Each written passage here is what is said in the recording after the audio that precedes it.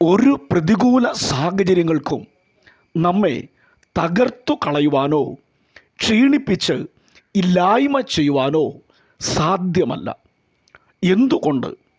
ദൈവവചനം നമ്മോട് ഇങ്ങനെ സംസാരിക്കുന്നു. ആവർത്തനം 33:27 പുരാതനനായ ദൈവം നിന്റെ സങ്കേതം, കീഴെ ശാശ്വത ഭുജങ്ങൾ ഉണ്ട്. നിങ്ങൾ കടന്നു പോകുന്ന വിവിധ പ്രശ്നങ്ങളുടെ അതിരുകൾ വിശാലമാകാം. അവകൾ മുൻപോട്ടുള്ള കാഴ്ചയെ മറയ്ക്കുന്നുണ്ടാകാം. അതുമൂലം വഴികൾ അടഞ്ഞ് ഇരുൾ മൂടിയിരിക്കാം.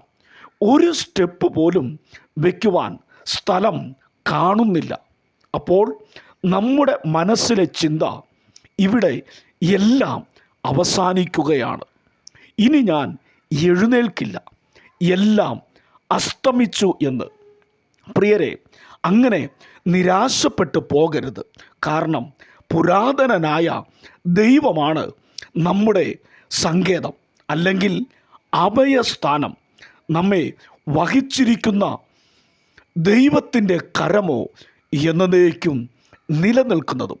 എത്രമാത്രം സുരക്ഷിതത്വത്തിലാണ് ദൈവം നമ്മെ വഹിച്ചിരിക്കുന്നത്! അതേ, തൻ്റെ കരങ്ങളിൽ.